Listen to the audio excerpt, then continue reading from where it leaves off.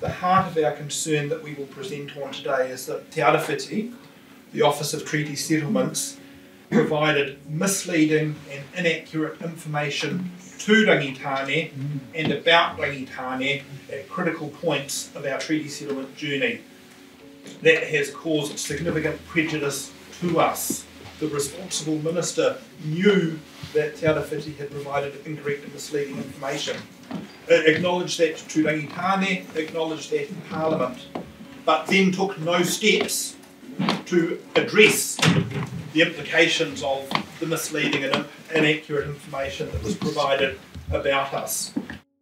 What we'd really like is for the Special Rapporteur to give advice to the New Zealand Government that this matter has caused harm, that the Parliament needs to re-examine this issue and ask how on earth we got to the point of Te Arawhiti providing this kind of advice and then influencing what the Māori Affairs Select Committee said in its report to Parliament about our legislation.